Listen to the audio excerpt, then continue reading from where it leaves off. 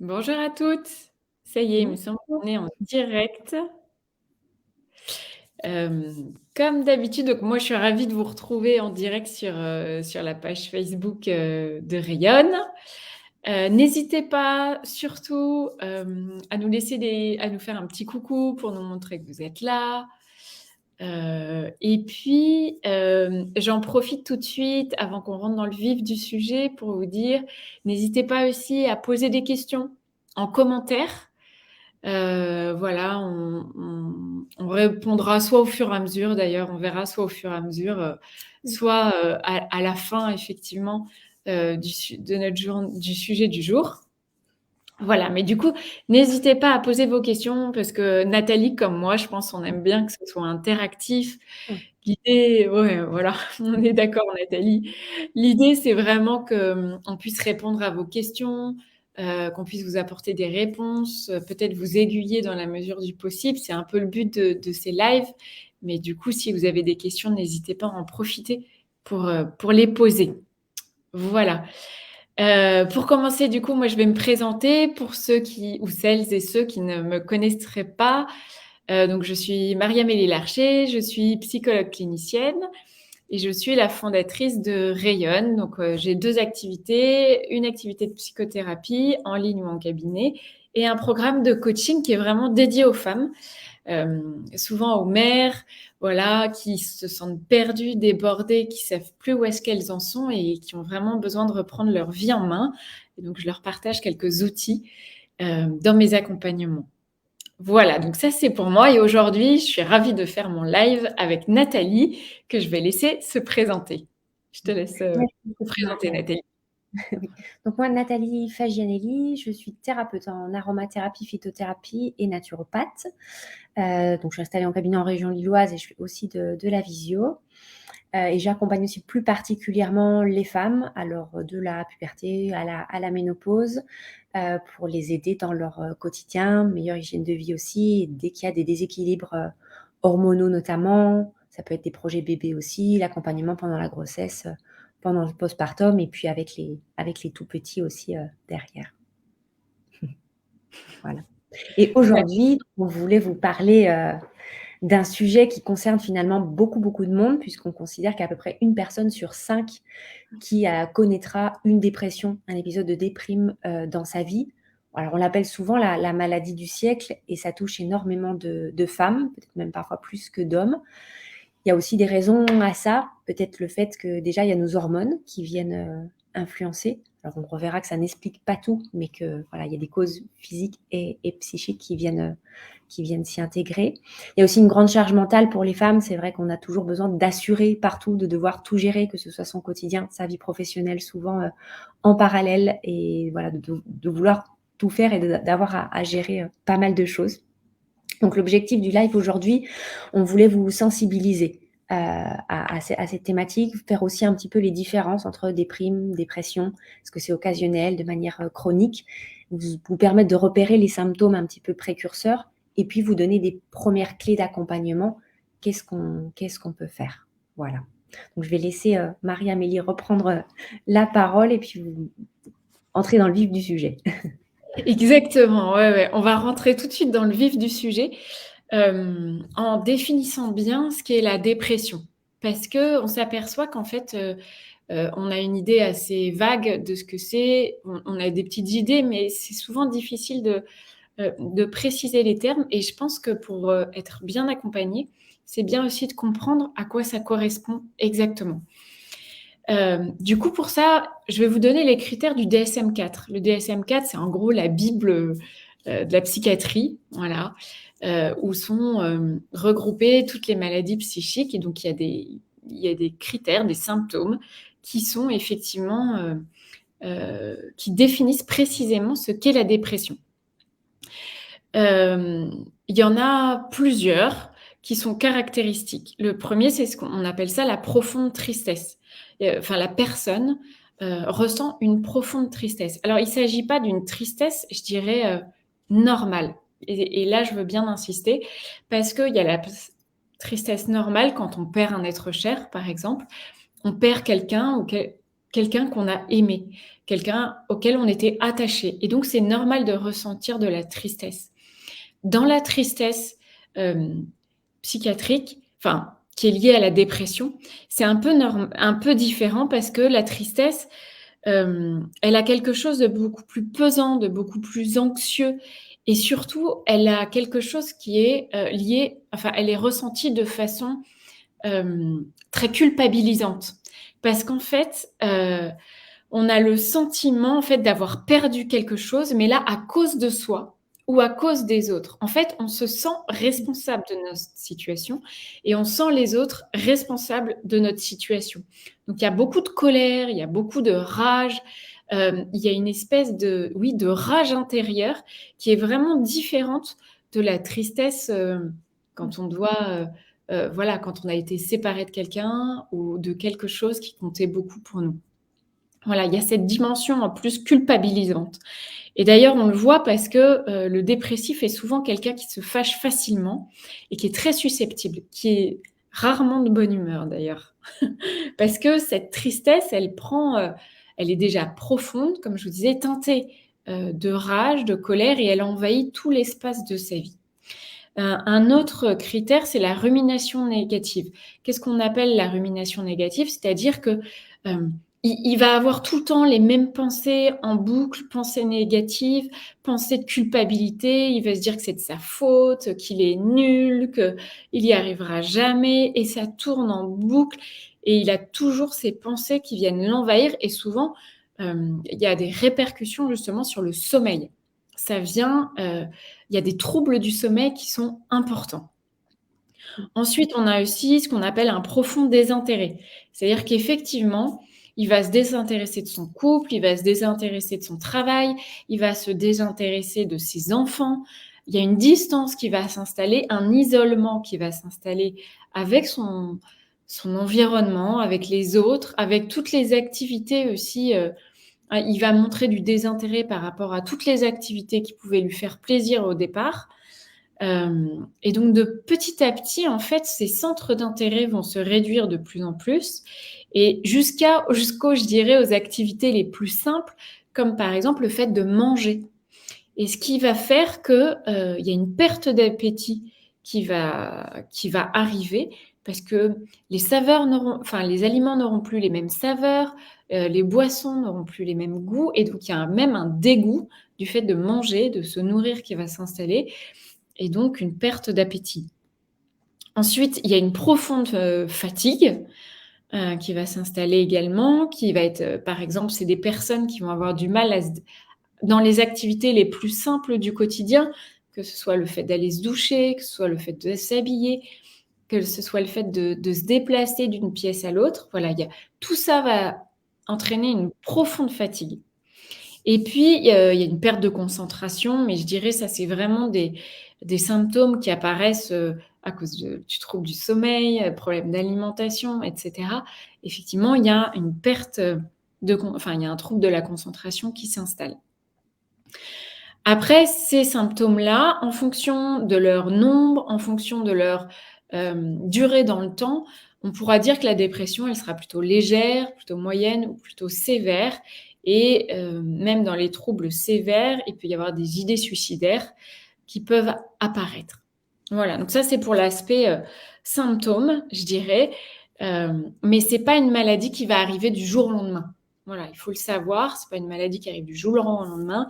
C'est vraiment quelque chose souvent qui s'installe progressivement et on va le voir par rapport aux causes notamment. Donc là, par rapport aux causes de la dépression, il n'y a pas une origine. Ça, c'est important de le savoir, il n'y a pas une origine. Les facteurs sont vraiment, ils sont multiples. Il y a des causes qui sont endogènes et exogènes, c'est-à-dire que, il y a des origines qui viennent de nous, de ce que l'on est en fait. C'est des origines biologiques, des origines génétiques, des origines, également en fonction de la personnalité, de la façon dont effectivement on va interpréter le monde et puis il y a les facteurs externes, c'est-à-dire ça va être lié à votre histoire et au traumatisme que vous aurez pu avoir aussi dans votre vie. Hem Et là, je voudrais, effectivement faire référence à un psychiatre qui s'appelle c'est le docteur Nasio. D'ailleurs, il a écrit un livre sur la dépression récemment. Donc, n'hésitez pas à le lire si vous voulez explorer un peu plus son hypothèse, mais il a une hypothèse que je trouve très intéressante. Bon, il y a le fait déjà qu'effectivement, la dépression, elle n'apparaît pas une fois, parce qu'on va rencontrer une difficulté dans notre vie, on ne va pas tomber tout de suite en dépression. Il y a effectivement les causes personnelles, comme on disait, mais surtout, il explique que souvent, il y a la cause récente, par exemple, un divorce, par exemple, le fait que vous soyez au chômage, que votre entreprise vous ait licencié. Ça peut être la cause récente, mais souvent, il y a des causes anciennes et qui remontent à beaucoup plus loin dans l'histoire, même à l'enfance. Donc, il y a les causes qui sont souvent, c'est les personnes qui vont faire une dépression. Souvent, il y a eu plusieurs choses, soit des traumatismes infantiles, il y a pu y avoir donc des abandons. Souvent, c'est des personnes qui, enfants, ont été soumis à un abandon. Il y a eu des deuils, des déménagements, et il a pu y avoir aussi de la maltraitance, des problèmes aussi d'abus sexuels. Voilà, en fait, il y a quand même à l'origine un traumatisme. Et l'enfant, en fait, pour se protéger et pour pouvoir survivre, va se créer l'illusion qu'il est tout puissant et qu'il a une certaine forme de force qui lui permet d'affronter la vie. Mais ça, c'est justement pour pouvoir faire face aux difficultés de la vie. Il se dit qu'il est tout puissant, qu'il peut gérer sa vie, qu'il peut y arriver. Et souvent, c'est des personnes qui, adultes, vont s'entourer de personnes ou qui vont se mettre dans des situations qui vont renforcer ce sentiment de toute puissance, ce sentiment de pouvoir tout gérer, de pouvoir tout réussir. Sauf que le jour, effectivement, où la personne perd son travail, où la personne perd son conjoint, en fait, comme il s'était créé pour exister ce sentiment de toute puissance, il va perdre son illusion, en fait. Quand cette personne qui a renforcé son sentiment de toute puissance va disparaître, il va perdre ce sentiment d'illusion. Et en fait, c'est ça qui va venir réveiller sa fragilité. Parce que le docteur Nasio dit une chose intéressante, la dépression, en fait, elle vient toucher l'être. Elle vient fragiliser l'être. Contrairement à une petite déprime, en fait, ça va venir fragiliser vraiment le socle sur lequel s'est construit la personne. Et c'est là où la personne est vraiment fragilisée. Voilà, donc ça, je dirais que c'est pour surtout les facteurs externes. Voilà, n'hésitez pas à réagir d'ailleurs, si ça vous parle ou pas. Mais donc, je vous disais, il y avait des facteurs aussi plus biologiques, mais ça, je vais laisser la parole à Nathalie pour ça. Oui. Effectivement, on a aussi côté biologie, on s'est aperçu qu'il y avait des liens assez forts chez des personnes déprimées et dépressives, avec des manques par exemple, manque de protéines, manque de certains minéraux ou vitamines indispensables, des défauts dans les synthèses de certains neurotransmetteurs, que ce soit par exemple la sérotonine, la dopamine. On peut aller regarder aussi du côté de la thyroïde, du fonctionnement d'un axe qui est indispensable dans toute la hiérarchie de nos hormones, qui est l'hypothalamus, l'hypophyse et nos surrénales. Les surrénales, ces petites glandes qu'on a au-dessus de nos reins, qui synthétisent des hormones normalement qui nous mettent en mouvement, qui nous redonnent du coup ce peps et nous permettent d'avancer. Ce que Marie-Amélie vous disait tout à l'heure, cette envie de rien, de plus avoir de goût à quelque chose, s'explique aussi par un manque physiologique au niveau de nos neurotransmetteurs et de nos hormones. Donc, regardez aussi comment est constituée l'assiette. Est-ce qu'on apporte au départ suffisamment de choses? Alors, on ne dit pas que la dépression, c'est juste un manque de micronutriments, de bons apports alimentaires. Ça n'explique pas tout. D'ailleurs, on est là aussi aujourd'hui pour vous montrer justement ces liens entre psychique et physique. On ne peut pas juste dire une dépression, c'est un manque de côté alimentaire. Mais allez regarder aussi comment fonctionne la thyroïde, comment fonctionne notre foie qui gère pas mal de choses dans l'élimination des substances dans notre corps, comment fonctionne notre système hormonal et endocrinien. Est-ce qu'il y a un état inflammatoire qui peut être là aussi latent, notamment quand il y a des douleurs chroniques qui impactent aussi sur le vécu, le quotidien de la personne. Et puis un point aussi essentiel, c'est notre ventre. Notre ventre, pourquoi? Alors on parle souvent de notre ventre comme le deuxième cerveau. notamment par cette population de micro-organismes qui l'héberge, qu'on va appeler notre microbiote. Et dans les recherches, on s'est aperçu que nos micro-organismes au niveau du ventre pouvaient avoir un lien avec des phénomènes dépressifs ou anxieux. Parce que nos micro-organismes, ils nous aident à synthétiser certaines neurohormones, ils nous aident à assimiler correctement les nutriments. Ils synthétisent tout un tas de métabolites qui vont jouer notamment sur le côté de l'inflammation pour apaiser l'inflammation, aller au niveau du cerveau aussi pour permettre des bonnes connexions au niveau des synapses. Et puis il y a toutes ces expressions qu'on a finalement dans le langage courant quand on dit j'ai une boule au ventre, j'ai mal au ventre. On fait ce lien intuitivement entre un état de stress, un état anxieux ou dépressif, avec au niveau physique ce qu'on ressent est très souvent lié à notre ventre aussi. Et d'ailleurs, c'est intéressant parce que,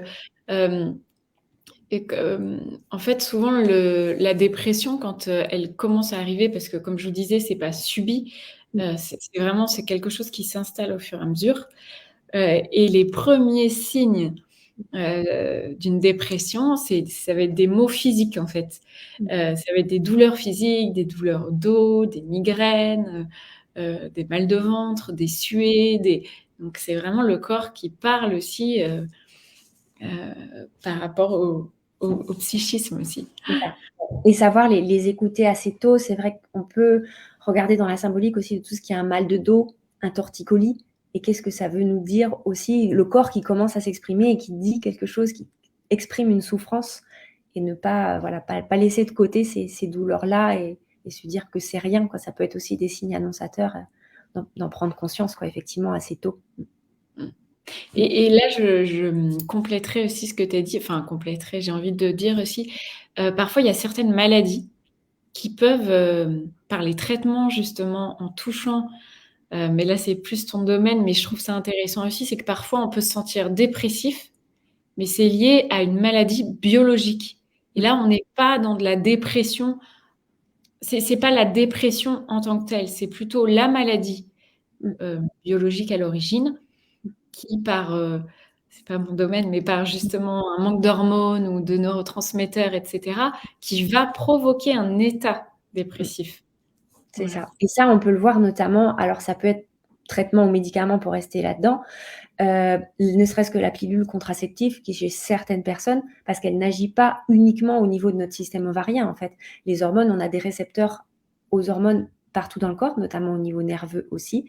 La pilule contraceptive vient bloquer tout ça. Donc des états de déprime, de sentiments prédépressifs sous une prise de pilule ne sont pas normales et sont à prendre en compte. C'est peut-être pas la pilule qui va vous convenir et d'aller en rediscuter. Une libido qui est aussi bloquée ou qui est à zéro sous une prise de pilule contraceptive, par exemple, effectivement.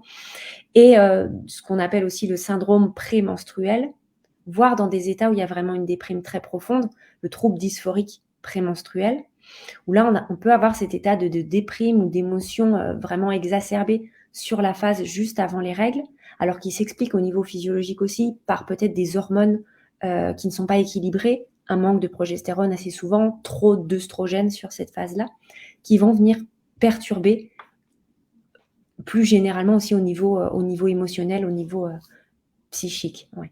Ouais, donc là, on voit bien effectivement le lien entre le corps et le Mmh. psychisme. Mais alors, du coup, c'est vrai qu'on a envie de dire, du coup, c'est quoi la différence, je dirais, entre déprime et dépression?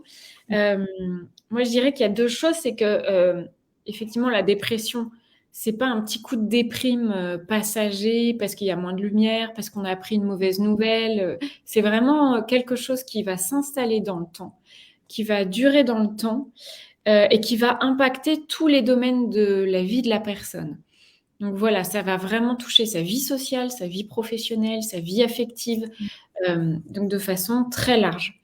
Et c'est ce qu'on disait, dans la dépression, il y a vraiment quelque chose de l'ordre de l'être qui est abîmé, en fait, qui est atteint et qui est, c'est quelqu'un qui se sentait fort jusque-là et qui tout d'un coup se sent nul, se sent, moins que rien. Il y a vraiment ce sentiment de n'être rien, quoi, et qui est très, très marqué. En revanche, effectivement, c'est ce qu'on voyait, comme c'est la dépression s'installe dans le temps, hem, voilà, c'est ce qu'on avait envie de vous dire aujourd'hui. Ne passez pas à côté non plus, ne négligez pas les petites déprimes. Voilà, parce que souvent, elles peuvent faire le lit de la grosse dépression. Et donc, c'est pour ça, voilà, qu'on est là avec Nathalie aujourd'hui et qu'on vous encourage vraiment à être attentive. C'est vraiment notre message aujourd'hui, à ces petites déprimes et à les prendre suffisamment tôt.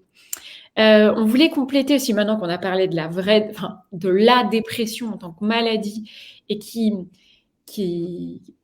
touche pas tout le monde non plus. Il y a aussi d'autres dépressions qui existent, plus contextuelles, on va dire. Il y a la dépression bipolaire, mais alors ça, c'est aussi une maladie psychiatrique qui inclut effectivement des phases dépressives, mais aussi c'est une alternance de phases maniaques, qu'on appelle maniaques. C'est d'excitation, en fait, très forte, qui amène la personne, en fait, à avoir des comportements hyper exubérants ou complètement décalés par rapport à ce qu'elle peut faire d'habitude.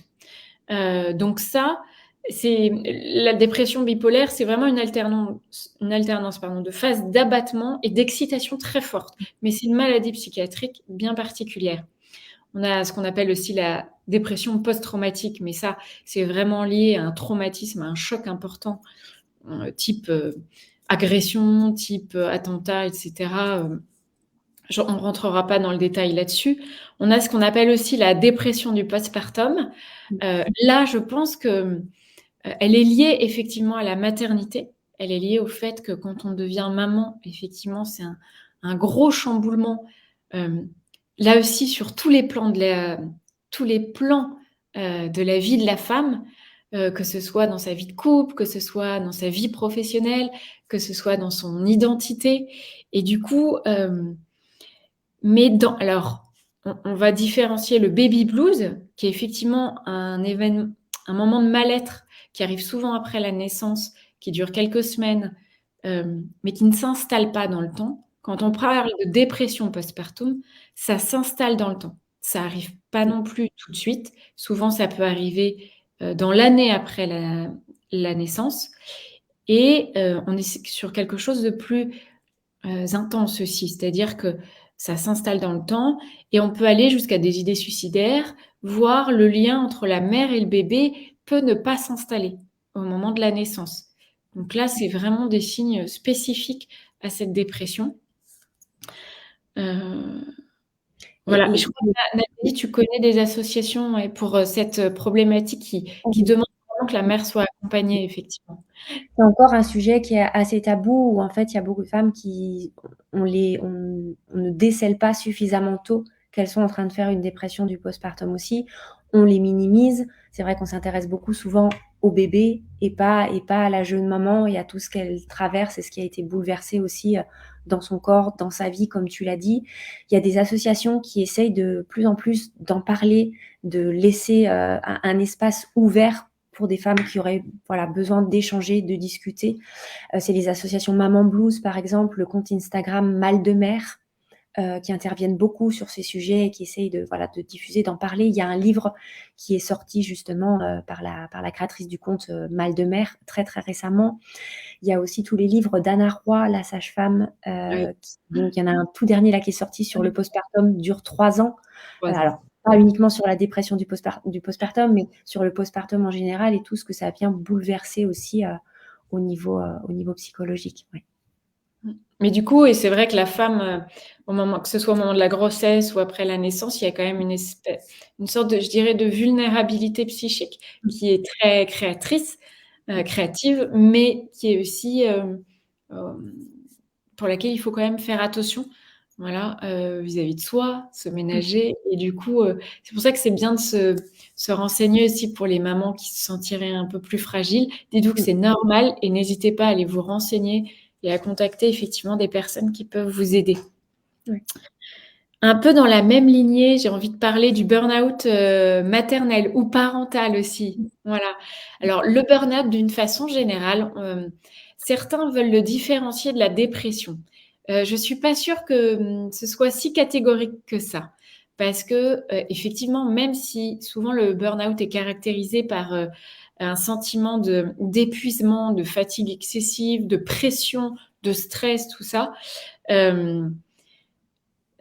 On retrouve quand même quelques caractéristiques communes par rapport à la dépression et finalement je pose ça là, cette idée qu'effectivement, on est suffisamment fort, on peut y arriver, un côté peut-être perfectionnisme dans le rapport, au travail ou le rapport à sa maternité, si on parle du burn-out maternel.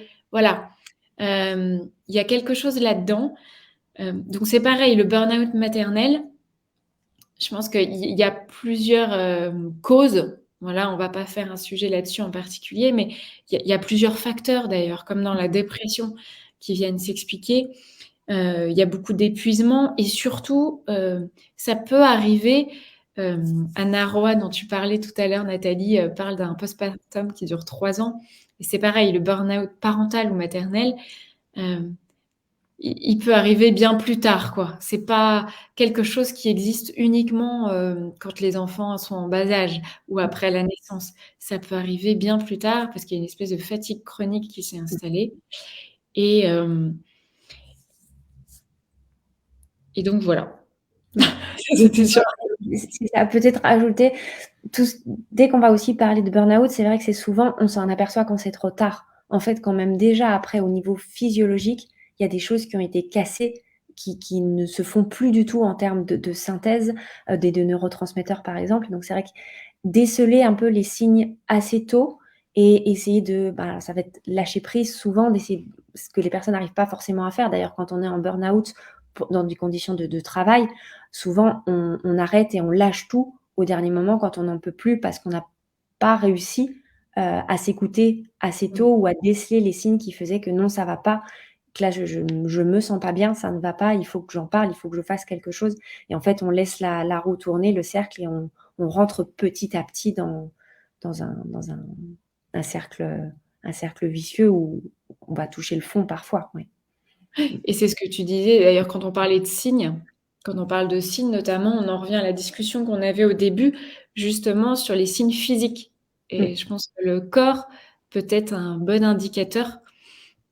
Les douleurs physiques peuvent être des bonnes alarmes, je dirais, un peu justement quand on est trop fatigué et que, On a voilà. tiré sur la corde, quoi. C'est ce fait que ce soit des douleurs physiques, que ce soit le sommeil qui commence à se perturber aussi, des soucis au niveau digestif, une immunité qui est toujours basse, en fait, qu'on soit malade constamment, qu'on n'arrive jamais à remonter parce qu'il y a cette fatigue qui est là aussi. Ça peut tout être des petits signes, effectivement, à repérer.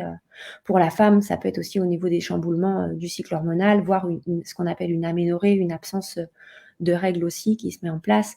Peut y avoir aussi une cause à regarder de ce côté-là. Ouais. Il y a un joli film d'ailleurs qui me revient, mais je ne me souviens plus un petit film d'animation de quelques minutes. Si je retrouve, on vous mettra en commentaire du replay, où on voit une petite dame qui tricote, et avec le fil et sa pelote de laine qui s'épuise au fur et à mesure, et elle arrive progressivement vers une falaise où elle voit même pas tellement elle est dans son tricotage, qu'elle voit pas ce qui l'entoure, qu'elle voit pas qu'elle ne prend même plus soin d'elle à côté, elle ne fait que tricoter et elle arrive au moment où elle manque de tomber dans le précipice, quoi. Et je trouve que ça explique ou ça résume assez bien ce que c'est le burn-out. Ouais. Mm. Oui, c'est une bonne image. Voilà. Oui, n'hésite pas, hein, si tu retrouves la petite vidéo, je trouve que c'est une bonne façon d'illustrer ça. Et du coup, oui, on voulait parler aussi dans les dépressions spécifiques, donc du syndrome prémenstruel. On en a touché un mot tout à l'heure, effectivement. Ouais. Et alors, dans sa version soft, je dirais que moi, en tant que psy, j'ai envie de dire, c'est une période assez intéressante psychologiquement parce que c'est vrai qu'on voit tous les défauts, en fait, au moment de la période prémenstruelle, on voit tout ce qui va pas, tous les défauts, tout. Alors, l'idée, c'est pas de s'enfermer là-dedans, mais c'est vrai que de mon côté, je vous encourage à prendre des notes, justement, Mm. à noter quelque part ce que vous avez remarqué qui fonctionne pas dans votre couple, dans votre maison, et dans un second temps, d'y revenir par la suite. Mais voilà, c'est une période très riche pour ça.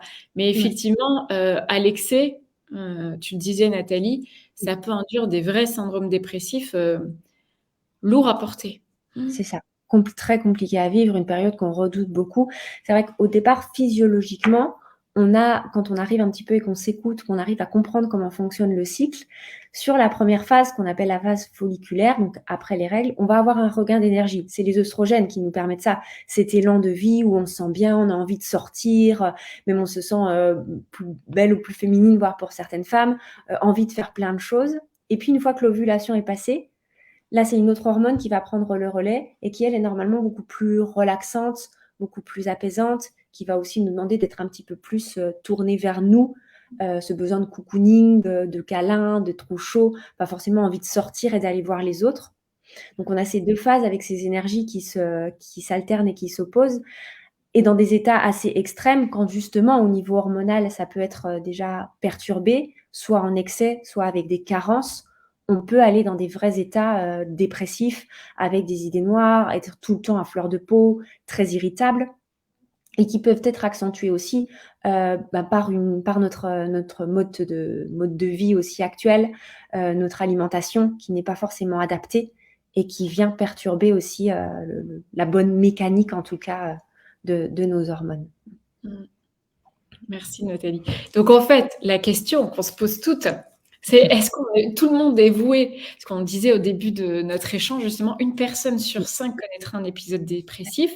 Alors est-ce qu'on est toutes vouées, nous femmes en plus, à vivre un épisode dépressif, ou en tout cas une dépression, plus précisément? Je pense pas, heureusement.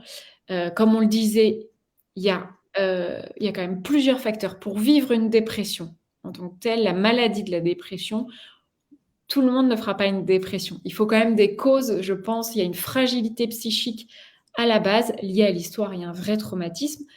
Et puis, qui peut se rajouter avec effectivement des déficits biologiques en plus. Mais pour faire une vraie dépression, voilà, il faut quand même plusieurs événements traumatiques, je pense, pour creuser un sillon, en fait, à la dépression. En revanche, on peut connaître effectivement, je dirais, des épisodes dépressifs qui peuvent, à terme, effectivement, causer une plus grosse dépression. Mais du coup, c'est plus là-dessus, comme on vous disait, qu'on vous encourage à être vigilante, justement, parce qu'on n'est pas tous voués à faire une dépression, mais il faut rester attentive, voilà, pour pas faire le lit, justement, d'une dépression. Surtout avec notre particularité de femme, je dirais. Voilà. Mais du coup, c'est ce qu'on avait envie de vous dire. Si vous sentez des petites déprimes comme ça, qu'est-ce qu'on peut faire, Nathalie?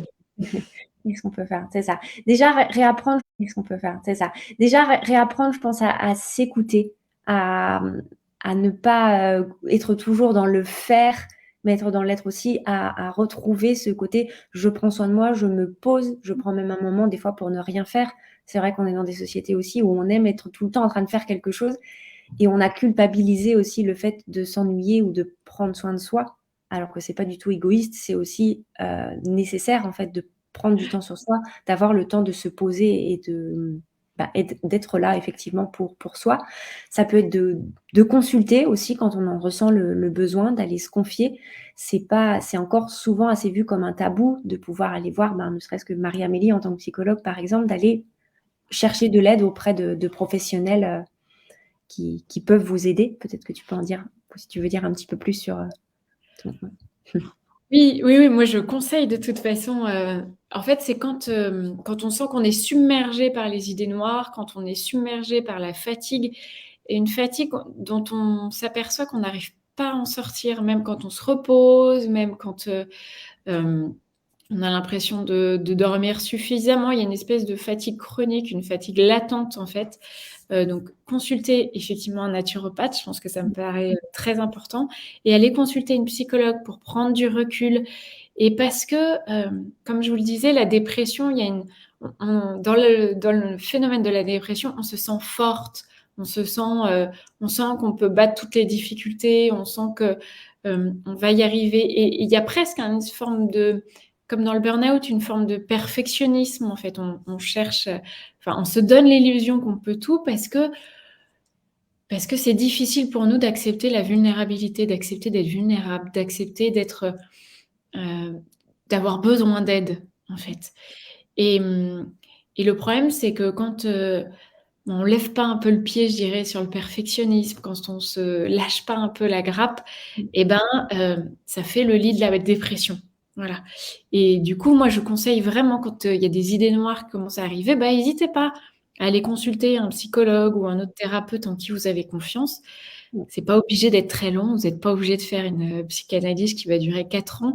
Ça peut être ponctuel, mais ça peut vous permettre de prendre du recul, prendre de la hauteur, peut-être vous autoriser aussi à lâcher un peu de lest, sur certaines choses. Ouais, ouais. C'est vrai qu'on a un gros travail aussi en prévention. C'est vrai qu'aujourd'hui, on consulte souvent quand il est un peu trop tard ou quand on est malade, alors qu'en vrai, on peut aussi agir sur son hygiène de vie et mettre des choses en place bien en amont pour prévenir les choses. En naturopathie, par exemple, au départ, on est là en prévention, à rééquilibrer un petit peu l'hygiène de vie, à aller regarder côté alimentaire ce qu'on peut réintroduire dans votre assiette. Je suis pas forcément là pour enlever des choses, mais peut-être rapporter des choses qui manquent dans votre assiette. On peut aider aussi avec des plantes. Euh, En plus, ce sera toujours les petits plus, les petits outils que vous pourrez avoir à votre disposition. Donc des plantes pour soutenir au niveau nerveux, pour soutenir le corps dans sa globalité. On parle souvent, par exemple, ce qu'on appelle des plantes adaptogènes. Alors on en a des locales, des plus exotiques, mais voilà, on peut déjà jouer avec pas mal de plantes aussi pour venir sur ce côté-là. En aromathérapie, donc c'est-à-dire les huiles essentielles, on peut aussi venir jouer directement sur nos émotions, sur notre mental, uniquement par une olfaction d'huile essentielle. Donc si c'est quelque chose auquel vous êtes sensible, les odeurs, il y a des choses aussi où vous pouvez avoir des petits outils pour vous aider de ce côté-là. Et après, bien sûr, quand il y a un burn-out, quand il y a une dépression qui est installée, qu'il y ait aussi des antidépresseurs qui soient mis en place, dans tous les cas, on peut aussi être là en accompagnement, en soutien, que ce soit ensuite pour faire un sevrage, apporter en plus des nutriments dont le corps a besoin. Voilà, ça c'est pour mon côté, en tout cas, aromathérapie, phyto et naturo.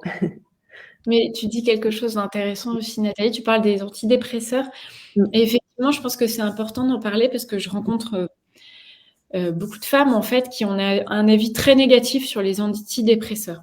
mm, Alors attention, je suis pas pro antidépresseurs, mm, mais je pense qu'il y a 2 contextes. C'est-à-dire qu'il y a le contexte d'un épisode dépressif où effectivement, la naturopathie, la psychothérapie seule peuvent suffire à soutenir la personne et à l'aider à aller mieux.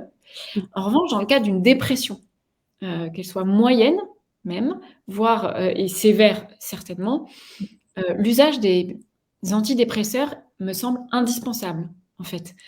Ça veut pas dire que, et je dirais même, l'usage des antidépresseurs me paraît très important, avec une psychothérapie en parallèle. Et mm, puis éventuellement, comme disait Nathalie, au moment du sevrage, effectivement, venir consulter un naturopathe en soutien, mm. pour l'organisme. Mais parce que parfois, la personne dépressive, elle est tellement enfermée dans sa vision négative des choses, dans sa culpabilité, dans sa rage intérieure, dans son petit, comment dire? Sa petite roue qui fonctionne, qu'en fait, l'usage des antidépresseurs est nécessaire pour casser ça, justement. Voilà. Ça C'est veut ça. dire que On a besoin d'une aide extérieure et c'est tout à fait OK d'aller chercher cette aide extérieure-là et d'avoir effectivement en plus un accompagnement, vous aider en plus et puis après au moment du sevrage, si on revient sur tout ce qui est phytothérapie, c'est là qu'on fera attention. Si vous êtes sous antidépresseurs, effectivement, il y a des choses qui seront clairement contre-indiquées en termes de plantes pour ne pas modifier, les dosages et du coup l'assimilation des antidépresseurs dans votre corps. Et puis ensuite, quand il y a un sevrage qui est proposé en accord avec le médecin, comment est-ce qu'on peut le faire en douceur pour éviter un effet rebond derrière et puis vous permettre d'aller vraiment, d'aller mieux, quoi. Et Ouais. puis, je voudrais revenir sur une autre idée reçue. C'est pas parce que vous prendrez un antidépresseur une fois Mmh, que vous serez dépendant à vie des antidépresseurs. Voilà. mmh, Les médecins maîtrisent très bien les antidépresseurs. Effectivement, il y en a parfois certains qui ne correspondent pas à certains patients, mmh, mais on peut changer d'antidépresseur, par rapport aux effets secondaires. Et puis surtout, c'est pas parce qu'on en a pris une fois qu'on sera dépendant toute sa vie des antidépresseurs. Justement, je pense que par la psychothérapie, par la naturopathie, petit à petit, on peut arriver à justement à créer un environnement qui fera en mmh. sorte que vous n'ayez plus du tout besoin, et puis vous vous connaîtrez aussi suffisamment bien pour savoir ensuite quelles sont je dirais, les lignes à pas dépasser, quoi. Ouais. Donc, ne pas avoir peur justement quand on vous demande, quand on vous prescrit un antidépresseur, de le prendre quand, c'est nécessaire, quoi. Voilà. Voilà, donc je sais pas, voilà, on va bientôt conclure, cet échange ensemble, cette petite, mise au point sur tout ce qui est dépression, déprime, burn-out. Dites-nous, voilà, n'hésitez pas à nous laisser un petit commentaire pour nous dire ce que vous en avez pensé ou si vous avez des questions. N'hésitez pas à les publier, même pour ceux qui verront en replay, la Ouais. vidéo. N'hésitez pas à mettre hashtag replay et à poser votre question si vous en Mmh. avez. Hem, voilà, c'est possible également. C'est toujours intéressant de pouvoir, comment dire? Échanger avec vous. Nathalie, je sais pas si tu avais un dernier petit mot pour la fin, peut-être? Hem, je pense qu'on a évoqué pas mal de choses. On a essayé en tout cas de vous faire une classification. C'est vrai qu'on n'est pas entré dans les détails, dans les outils, pour pas que ça soit trop long non plus. Mais c'est pour ça, voilà, n'hésitez pas à poser des questions derrière, peut-être des choses qui vous intéresseraient, un sujet un peu plus précis que vous aimeriez qu'on aborde. On remettra aussi je pense, Marie-Amélie, les références, des Ouais. personnes et des associations dont on a parlé. Comme ça, si vous Oui. voulez aussi aller lire, aller creuser, un petit peu plus. Ouais. Voilà, ça permettra d'approfondir les sujets qui vous ont plu. Voilà, donc écoutez, moi j'aurais si, il y a un petit mot que je voudrais dire quand même. Du coup, voilà, cette conférence était vraiment une invitation à voilà, à être attentive justement à votre humeur, Mmh. et si besoin, à pas hésiter à vous faire aider. Voilà, vous en êtes pas moins bien parce que vous Mmh. n'avez pas moins de valeur parce que vous allez demander de l'aide. D'ailleurs, au contraire, je pense qu'une des façons d'éviter la dépression, c'est de reconnaître quand on a besoin d'aide et de savoir le demander justement avant, en amont. Ouais. Et c'est Ne pas pas une voir marque ça de c'est ça, ne pas voir ça comme une faiblesse et comme quelque chose qu'on doit encore cacher ou on n'est pas à la hauteur par rapport à d'autres parce qu'en fait, ça peut finalement toucher énormément de personnes et c'est pas parce qu'on n'en parle pas avec ses collègues ou avec ses amis qu'en fait, souvent, on voit pas la réalité qui est derrière et il y a énormément de personnes effectivement qui peuvent être, sujets, à ces problématiques. Ouais. Merci beaucoup Nathalie. Merci Merci à à tous ceux qui ont été là et puis, bah, écoutez, une bonne après-midi et à bientôt. à bientôt.